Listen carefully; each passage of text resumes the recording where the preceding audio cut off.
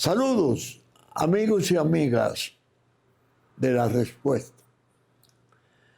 Algunos de ustedes, pienso, entienden que yo me estoy excediendo en la atención que le he prestado a la tragedia de Venezuela. Y yo, por el contrario, pienso que es un tema tan delicado y tan sensible que no hay que ponerlo de lado ni un segundo en estos tiempos. Porque lo que está pasando y lo que puede pasar es lo peor. Requiere la atención y el ruego, si se quiere, como lo hago yo, porque no se turbe finalmente la paz y venga una tragedia aún mayor de guerra civil. Ya sabemos, eso lo sabemos todos, lo sabe el mundo, que quien era su presidente está prisionero en Nueva York, junto a su esposa.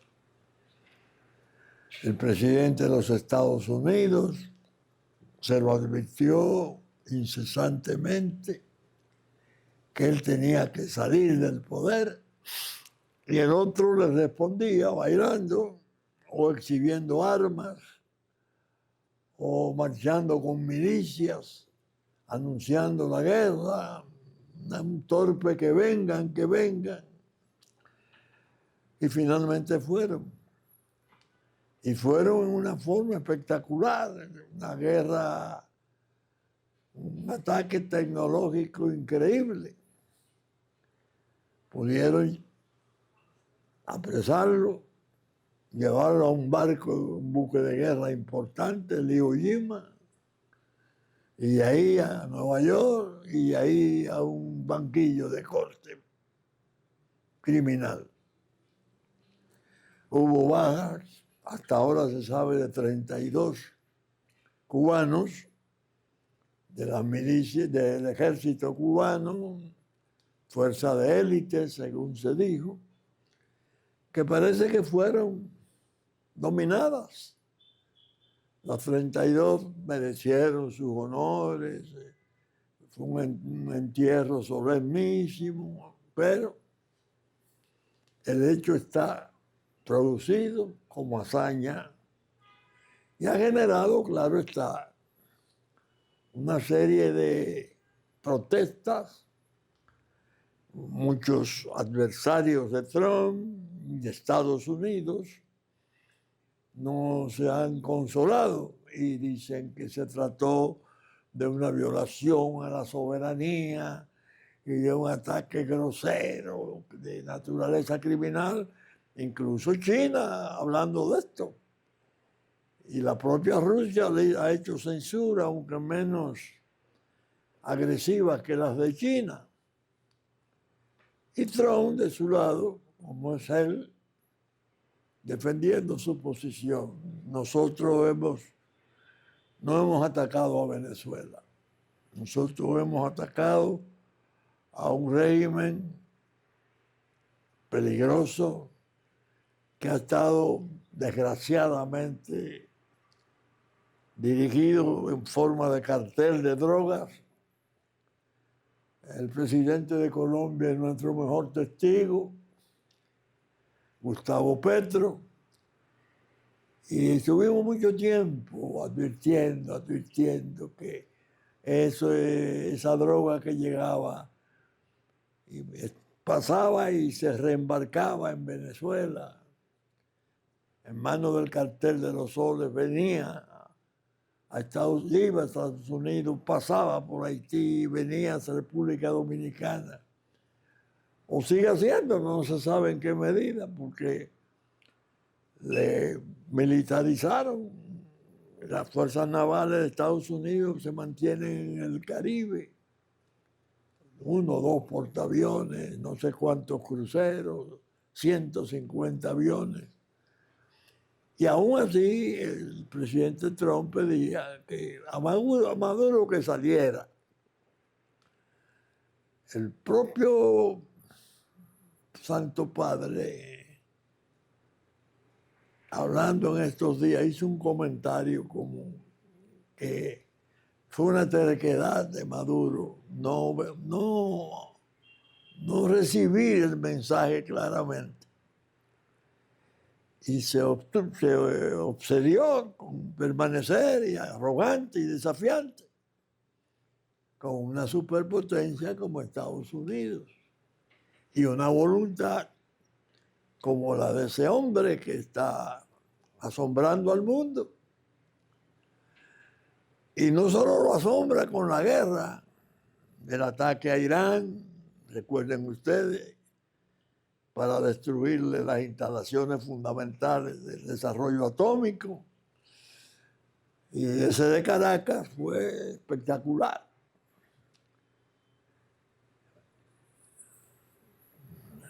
Trump, además, lleva el asombro,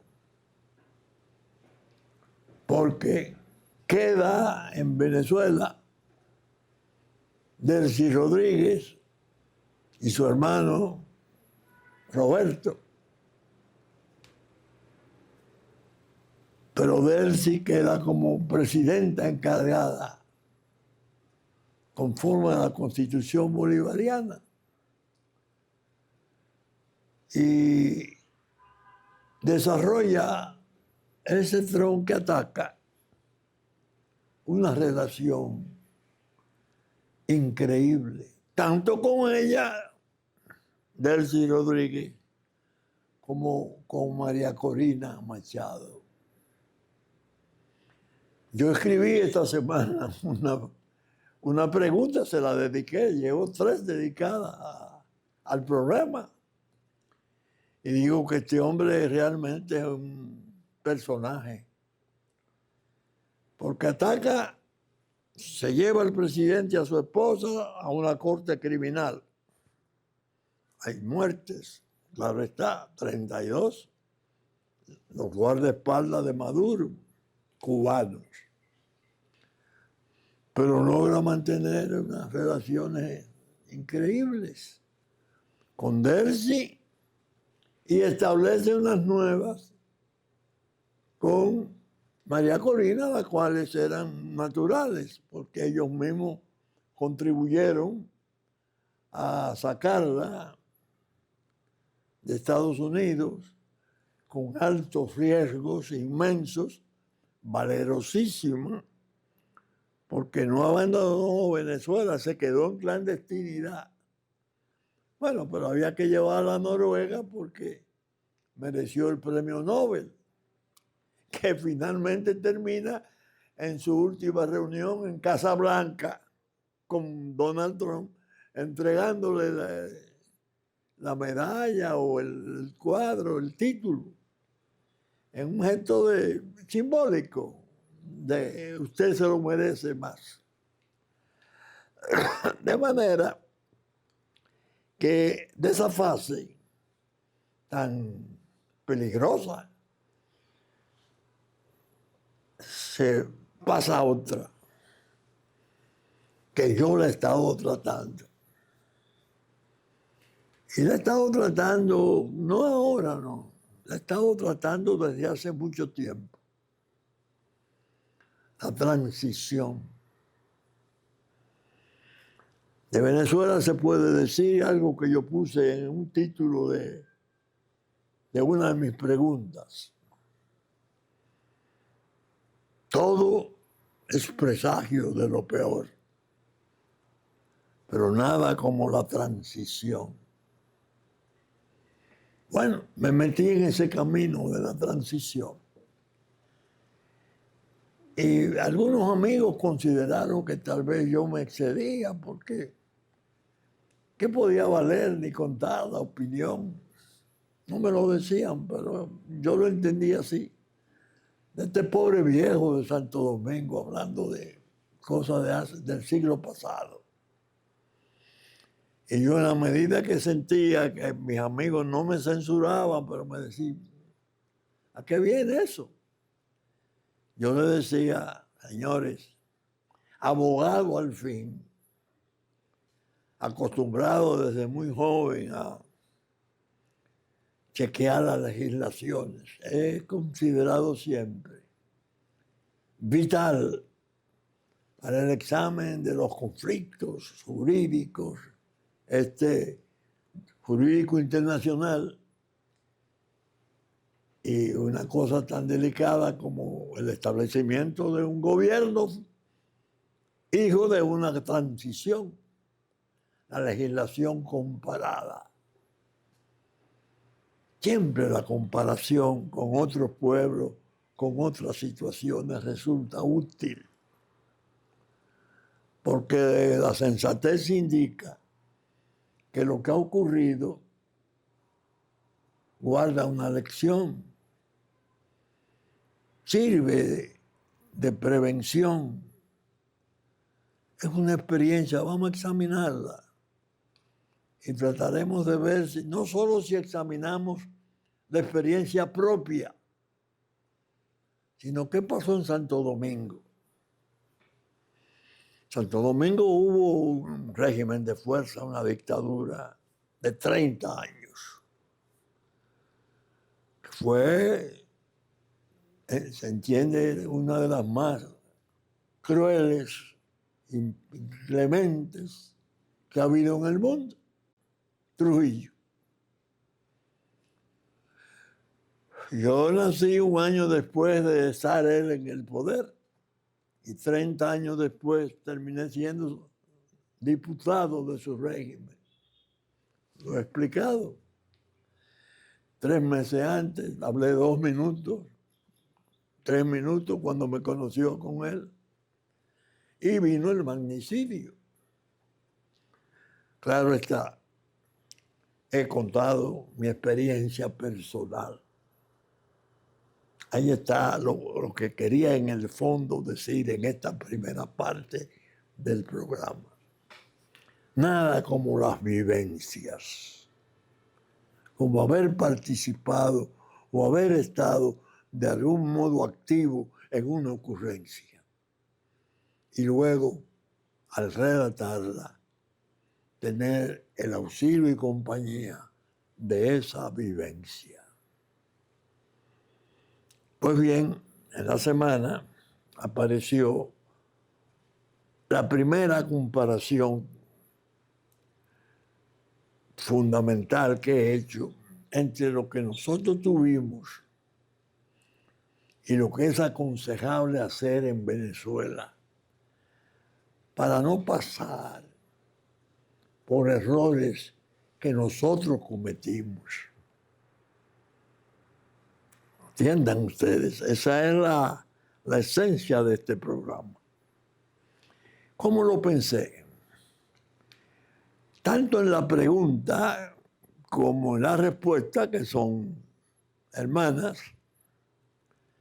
voy a desarrollar mi punto de vista fundamental sobre el tema de un modo que sea útil y comprensible. ¿Cómo fue la nuestra? ¿Quién la dirigió? ¿Quién fue el eje esencial de que se pudiera hacer sin que corriera la sangre en torrente, fuera un río de sangre? Un conflicto entre la muerte de un dictador sumamente cruel y un pueblo asfixiado 30 años, que se le abrían los horizontes de la libertad, la democracia, el Estado de Derecho, en un contexto delicadísimo. 1961, 2 años después del triunfo de la Revolución Cubana. Incluso ya cuando Cuba estaba absorbida por el bloque socialista y existía la URSS, la Unión Soviética.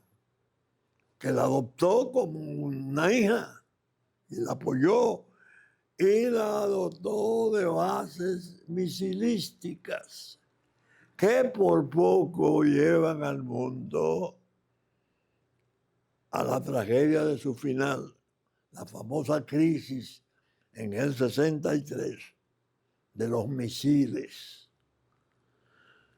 La flota rusa llevando misiles devastadores para su estación en Cuba, la flota norteamericana en el Atlántico también, esperándola a punto de venir una guerra mundial. John Kennedy, presidente de los Estados Unidos, su hermano Robert, en un diálogo trágico casi con Khrushchev, que era la cabeza del gobierno de Rusia, de Unión Soviética, ¿no?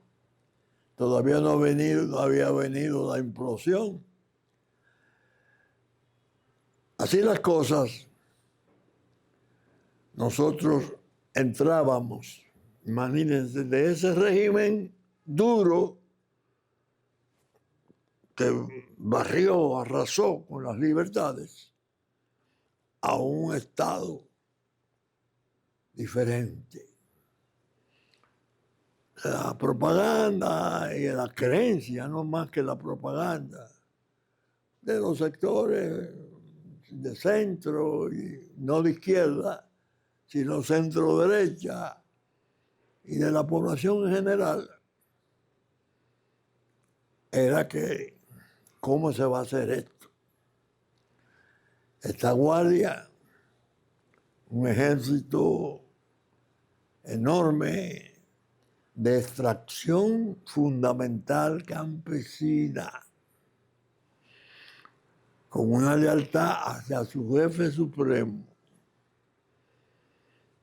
que no calcularon lo que hacían los planes en las ciudades, especialmente en el medio urbano, y sobre todo una juventud que estaba emocionada, entendiendo que la revolución nuestra estaba en la esquina. Fidel Castro siendo el ídolo de América para las juventudes. Fidel Castro y Che Guevara, bueno, una leyenda. ¿Cómo se va a hacer esta transición? Había un hombre que era del régimen. Entonces yo cuento la experiencia, véanla en la pregunta, quiero decir en los dos medios. Vino una misión de OEA, una reunión de cancilleres, había acordado por resolución imponerle a la República Dominicana, al gobierno, pero a la República, sanciones totales, aislamiento diplomático, económico, un apestado por el intento de asesinato de Rómulo Betancourt, presidente de Venezuela, mediante explosivos en un acto terrorista en el año 1960. Yo era diputado hacía 3 meses, 30 años de edad. Va a mi pueblo una comisión, como fue a otros pueblos, designada por la OEA, y la encabeza don Aquilino Boy, de Panamá, canciller. Vinieron a examinar primero si existían condiciones para levantar las sanciones. Pero además pensaron qué vamos a hacer después de. Y en mi pueblo la recibió la comisión el gobernador, que no quiso estar solo, claro está, invitó a la autoridad, el senador y los diputados, los otros diputados, en el Salón de la Gobernación de San Francisco. Llegaron los diplomáticos, eran todos de alto rango, habían 2 o 3 cancilleres, lo que creo recordar, pero había funcionarios altos. Y don Aquilino Boy hace una descripción un poco ominosa del porvenir, con mucha propiedad, diciéndonos, señores, estamos en un aprieto enorme. ¿Qué vamos a hacer? ¿Quién puede aquí organizar un mecanismo, inventarse, crear una manera de hacer la transición? Él me ve joven, porque era el más joven, todos los otros podrían ser mi padre. Y me dice, usted es joven, es diputado. Sí, señor. ¿Qué le parece? ¿Quién puede hacer la transición? Y yo digo, señor, creo que el único que la puede hacer es el que está en el mando. ¿Quién estaba en el mando? Joaquín Balaguer, que había quedado como presidente, porque fue vicepresidente al renunciar Negro Trujillo a la candidatura. Matan a Trujillo y él queda compañero como vicepresidente de Héctor B. Trujillo, queda como presidente. Y yo le digo, el que está en el mando. Ay, Dios mío. Eso fue entre risa y desagrado. ¡Wow! Se rieron de mí. Don Aquilino me dice, mire, joven, no me dijo, mire, diputado, eso es absolutamente un disparate, eso es absurdo. Porque ese hombre era un hombre del régimen. Él está ahí de presidente porque lo designó el dictador. ¿Cómo puede pensarse en que puede hacer una transición imparcial? Y yo le respondo, precisamente porque está ahí y era del régimen, es el que la puede hacer. Don Aquilino, ese ejército, esos militares que usted ve, todavía tienen en el brazo la cinta negra del luto, del duelo por la muerte de su comandante en jefe. Nunca trataron directamente con los americanos.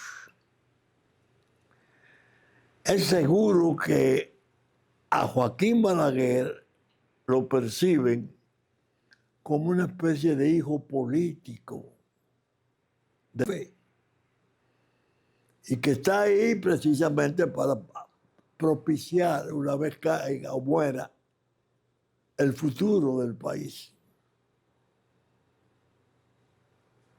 Yo creo que el único que puede dirigirla, organizarla, es ese hombre. Bueno, risa, desprecio, está bien. Pasaron los años. Este es un paréntesis pintoresco.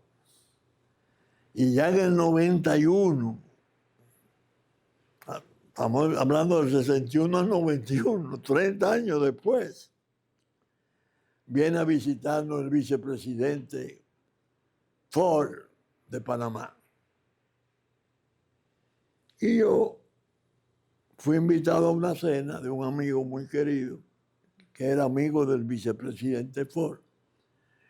Y me llevaron a la mesa del hogar de mi amigo.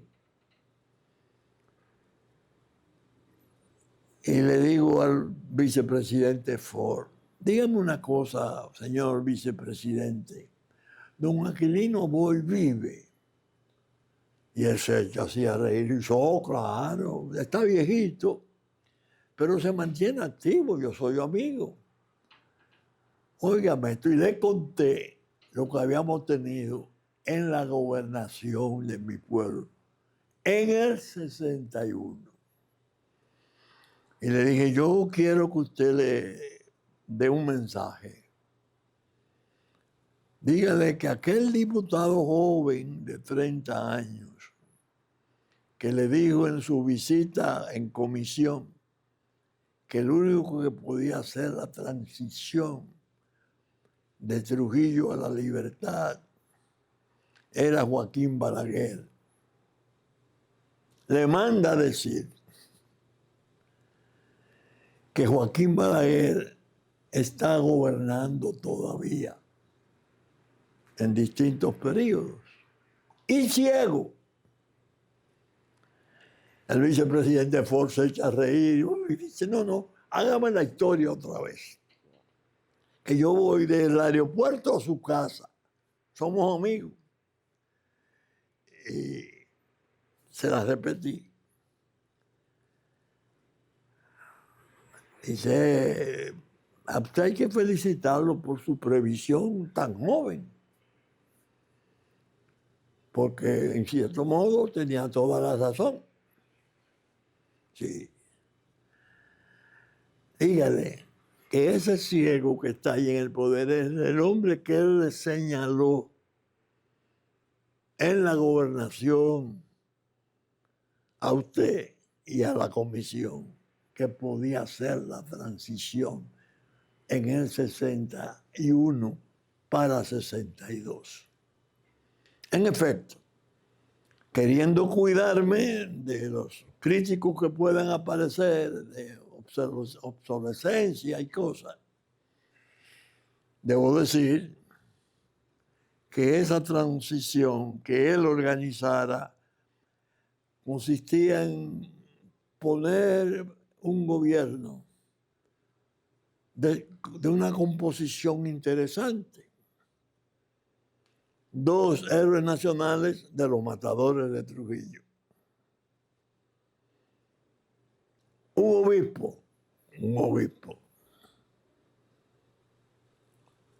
Un médico eminentísimo, el más eminente de aquel tiempo, Nicolás Pichardo. Eduardo Rich Barrera, abogado notable, respetabilísimo. Y claro, él permanecería en la presidencia del Consejo de Estado y de la República desde enero al 27 de febrero, que fue la única condición que él preparó, que tenía algún provecho para él. Bueno, se aprobó. Los detalles son fascinantes de las negociaciones. A mí me involucró el presidente Balaguer porque tenía nexos con el médico, que era el más confiable para los sectores de Unión Cívica y los sectores no trujillistas, no. Es decir, que se entendía que podían ser confiables las negociaciones. Y yo era una especie de mensajero hasta que se produjeron reuniones importantes que yo he contado y he escrito en la reminiscencia, la hermanita menor de este programa. Bueno, se produjo el ascenso del Consejo de Estado. Vinieron las elecciones programadas.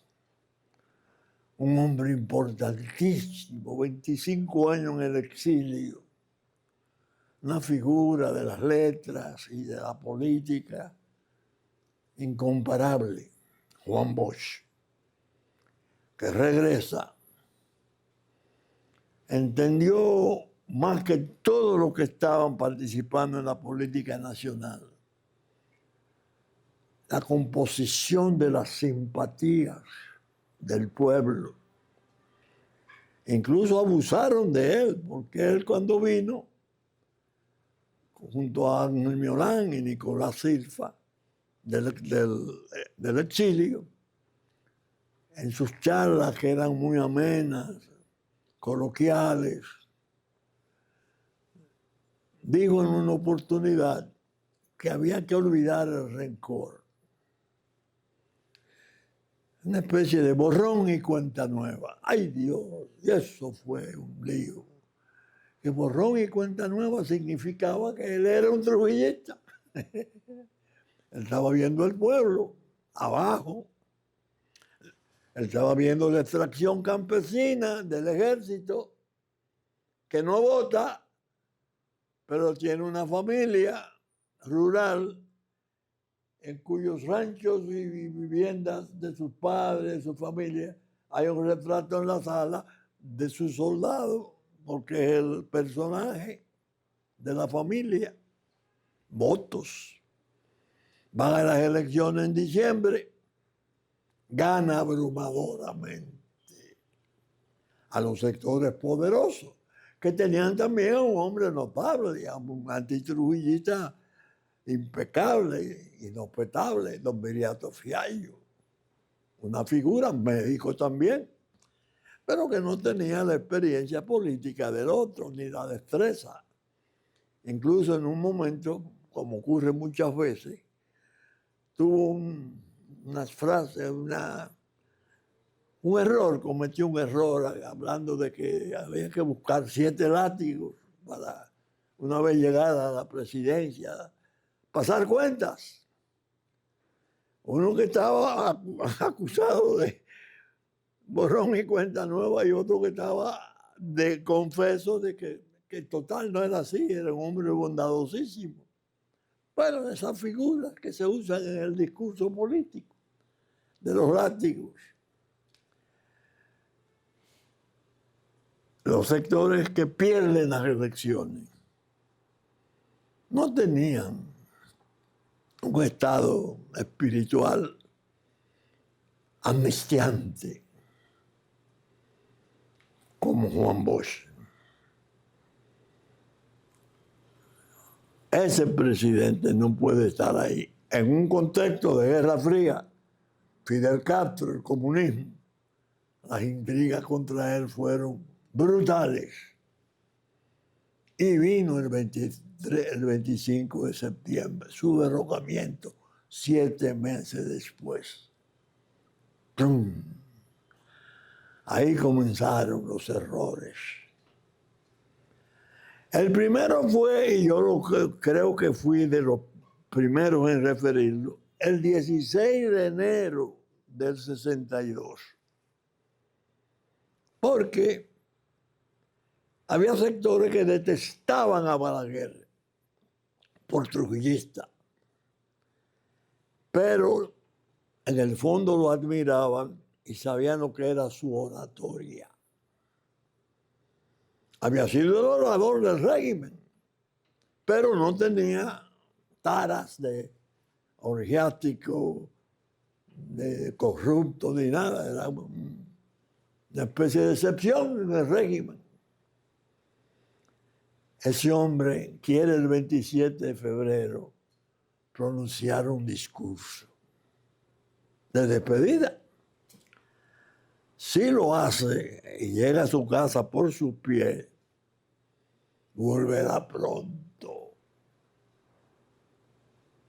Hay que sacarlo de cualquier manera antes de que él exprese el 27 de febrero su visión de lo que fue Trujillo, de lo que viene ahora y cosas. Si lo consentimos, se saldrá con las suyas. Y armaron un lío, la noche de las antorchas. Y comenzó eso a arder. Y comenzaron con las bocinas desde frente al Parque Independencia de temprano a incitar al pueblo para esa noche de las antorchas, que había que sacar a Balaguer, que se vaya ya, que se vaya ya. Bueno, en la tarde, la tragedia. 3 tanques de guerra de AMX franceses, mandados a la multitud, y que para bajar a un hombre de una escalera, dirigente importante de Unión Cívica. Ahí el forcejeo, arrancan, derriban al coronel que lo intenta, llevarse la bocina, 4 muertos. Y en la noche, el horror, un levantamiento y la prisión no en La Parra, ni en Najayo, ni en Asua, no hubo prisión, una especie de detención. La alojaron a los consejeros de Estado en una mansión de la hija de Trujillo, en el área de San Isidro. Yo estuve incluso con los mismos detenidos mucho tiempo y hasta le hice mandado a 2 de ellos, que esa es la parte que cuando la recuerdo me hace reír. Nicolás, que está allá, me dice, mira, ve, quiero que me vaya a casa, aquí en la Bolívar, y dile a Dulce María, su esposa, que me mande tal y cuales cosas para... Bien, y yo, don Fello, que era el vicepresidente del Consejo, que iba a quedar como presidente de la República, me dice, Vinicio, ven acá. Él fue profesor mío, muy buen profesor, entrañable, del 3er año y del 1er año, rector de la universidad. Cuando tú vayas a donde te dijo Nicolás, pasa por casa y dile allá a quien tú encuentres que me manden mi brillantina. Bueno, llegó en ese momento Huberto Bogar, presidente de la Junta Cívico-Militar, creada para sustituir el Consejo de Estado. Don Huberto se baja, sombrero negro, sonriente, y le dice, Fello, a don Rafael Bonelli, vengo porque tú sabes que yo no soy capaz de estas cosas. Yo acepté formar parte de eso para ver cómo se arregla. Era un hombre excepcionalmente virtuoso y correcto, don Huberto. Se abrazaron y cosas. Bueno, efectivamente, en la noche apresaron al general Echavarría, oficiales interesantes, importantes de las Fuerzas Armadas. Entre ellos, claro, el coronel Wessing, que era entonces jefe del CEA, del CEFA. Y uno, Rafael Fernández Domínguez, que fue tan osado y tan prestigioso que después de estar con don Juan y lo que vino después y venir, se inmoló. Se fue a tomar el palacio. Habló para los jóvenes. Recuerden que los jóvenes que yo calculo es de 50 años abajo. Se inmoló. Y allá hay estaciones del Subway con su nombre. Están sus restos en el Panteón de la Patria. Miren cómo exiló eso. Pero el triunvirato, 3 hombres un hombre muy importante a la cabeza, don Emilio de los Santos, abogado antitrujillista, importante, que tuvo el valor y la hidalguía de renunciar a la presidencia del Consejo de Estado, del triunvirato,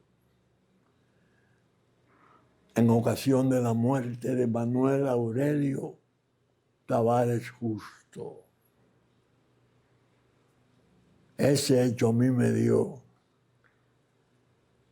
en la diana de mi alma, porque habíamos sido compañeros universitarios. 8 años, bachillerato y facultad, leyendo yo todo lo que él oyera de derecho. De tal naturaleza era la unidad. Pero el triunvirato lo descabeza por su renuncia, porque consideró que no perdonaron a Manolo y a sus compañeros en Manaclas, contrario a lo que él había dicho.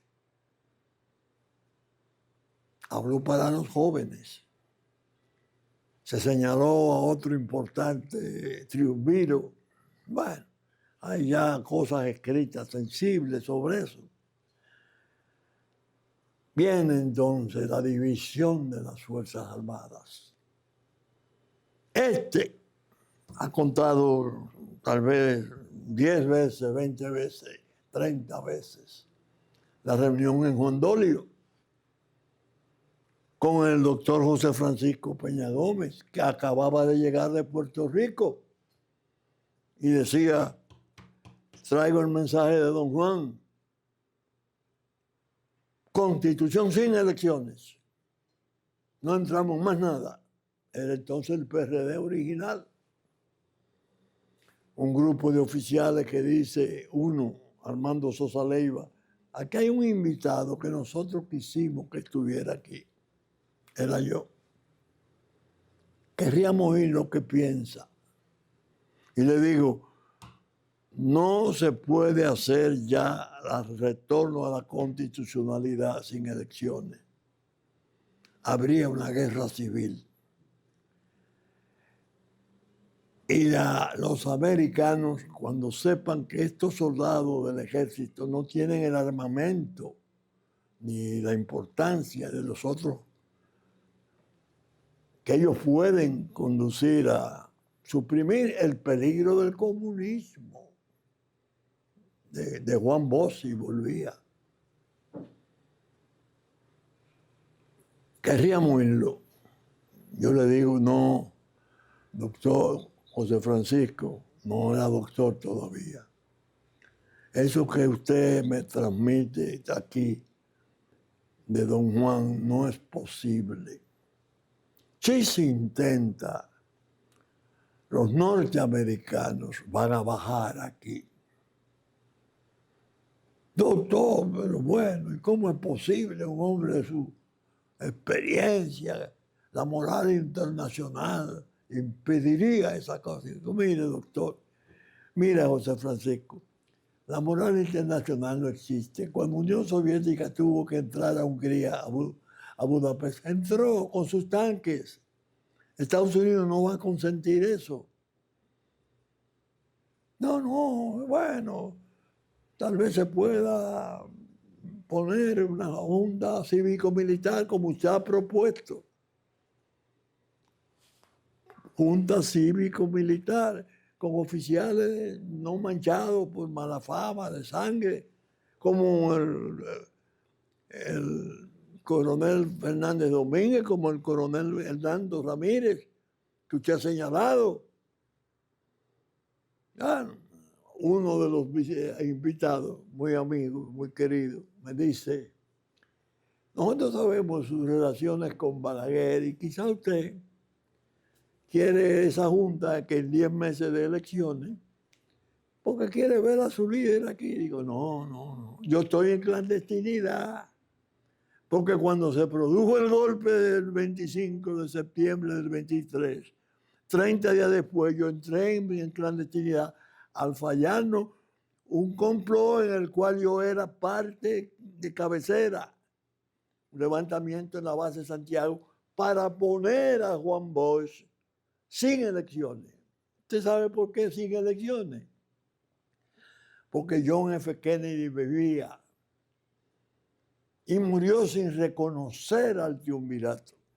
Y mandó aquí al coronel Reed, que era su compañero en la Segunda Guerra, en la Guerra del Pacífico. donde este hombre, don Antonio Martínez Francisco, queda en su casa de Guandolio, que estábamos reunidos, intentando restablecer a don Juan por asamblea, John Kennedy, y visitaron el presidente del Senado, el presidente de la Cámara, y no hubo manera de que consintieran esa sugerencia norteamericana en ese nivel. ¿Por qué estoy repitiendo esa historia crucial? Porque ahora, como dije al principio, mi obsesión es pasarle de algún modo una opinión a los venezolanos, a doña Delcy, a María Corina. Esos defectos originales al organizar quién haría la transición trajeron horrores. Se produjo la intervención militar americana, 40,000 hombres, 40,000 hombres. Y una flota y porta helicóptero, el Hornet creo que era. Entonces, lo que quiero decir, el que está opinando y aconsejando ahora, vivió aquella. Podría escribir un libro sobre aquella. Tengan cuidado, hermanos venezolanos. Y le llego a decir en la próxima a doña Delcy y a doña María Corina, ustedes pueden ser importantísimas con el favor y el apoyo de ese Donald Trump. Ustedes pueden ser candidatas presidenciales incluso. Y es posible que entre ustedes esté la presidencia, porque son dos Venezuelas. La del chavismo, que está ahí por desgracia y complicación, armada, en milicia una parte, que es la que puede generar el choque con aquel ejército que va a ser desarticulado en la parte del cartel. Porque ahí hay oficiales por cientos y soldados y cosas que no son cartel. Y esos son los que en el fondo tendrán la última palabra para organizar un Consejo de Estado parecido al nuestro, con personajes importantes. Buscar incluso una cabeza, si ya aparece, de un militar joven, sin mancha, que hiciera el trabajo del general Eleazar López Contreras cuando la transición en ocasión de la muerte de Juan Vicente. Y ustedes ir a elecciones y llevar de nuevo a la voluntad popular la decisión que revista de legitimidad y blinde el resultado para organizar una paz estable. Trump es un tutor importante. Mírenlo cómo está, casi bailando un minué con las dos damas, pero fue el del ataque. Y organiza un mecanismo de comercialización del petróleo y ya llega a decir, Venezuela ha ganado con las primeras operaciones más que lo que ganó con el petróleo en 20 años. La prosperidad, la economía, el regreso de la diáspora, del ostracismo, de esa locura que 7 millones de venezolanos están pasando, desarraigados de su tierra, y tienen que regresar, pero regresar con seguridades. Ahora he admirado a Delcy. Delcy, un solo decreto movilizó 30 regiones a los comandantes militares. Y aparece Padrino, que era, después de Diosdado, el apoyo militar de ese ensayo de Maduro, que se lo tragará la historia. Porque ahora viene el juicio y será espectacular. Pero eso se lo traga la historia. Lo que no se traga la historia son los sucesos que pueden venir por falta de previsión. Y eso requiere un grado alto de concordia. Y tratar de el desarme sobre todo de las milicias, procurarlo, una parte por incautación e interdicción y otra parte por entrega voluntaria de las armas, que es más que factible, aquí lo vivimos. Cuando después de la revolución del 65 nuestro, y Estados Unidos bajó y la controló, la congeló, porque no vino a pelear, la congeló. Hubo muchos voluntarios que se desarmaron dentro de las fuerzas populares que habían sido armadas por la desesperación de los soldados que se unían a las masas populares. Lo que hizo el estallido que finalmente Caamaño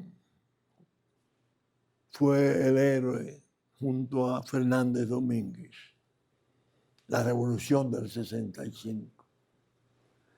De manera que yo he querido iniciar esta respuesta y proseguir en las otras que vienen, aconsejando, aunque no me hagan caso. Yo estoy acostumbrado, pero señalo mi experiencia personal. ¿Qué puede surgir si no se tienen las previsiones?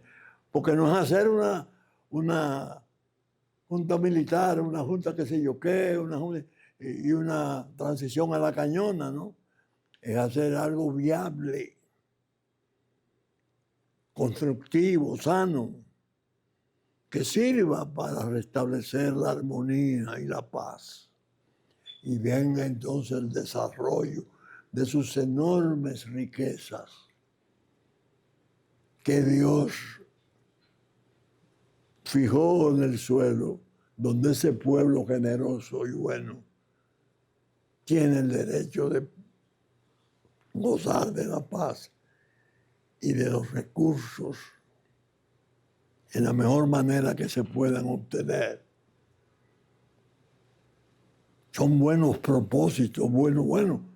La última pregunta que yo la titulé fue en la Altagracia por Venezuela, el día de la Altagracia, el 21, un ruego. Es decir, yo no tengo ninguna inhibición de que no se me oiga nuevamente,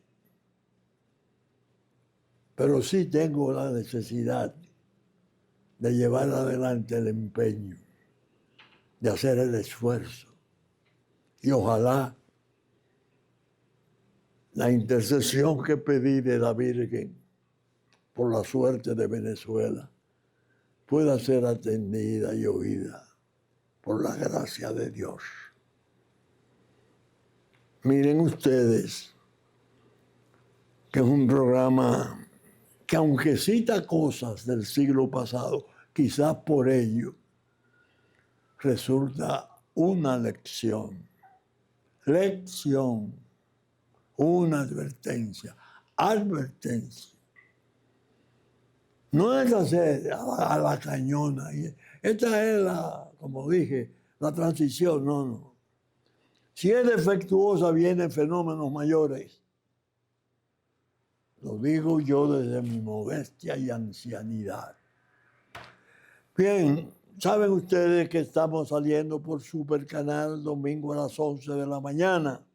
En su canal 33, nuestra versión central de Claro, que asimismo tiene impacto a las 12 del mediodía de domingo y a las 9 de la noche de domingo. Tengo todavía que averiguar cuál es mi hora, o las 3 de la tarde de domingo, reproducen este programa. A las 12 del mediodía de domingo, después de las 12 estará nuestro programa en el aire, muy lejano, pero a su disposición, con la buena voluntad de siempre. Así espero encontrarlo, si Dios quiere. Muchas gracias y que no me abandonen ni me sientan rendido. Sobre todo los hermanos de la diáspora nuestra, que son tan consecuentes y tanto mensaje generoso envían, porque tienen en YouTube la versión de la respuesta. Muchas gracias y hasta entonces.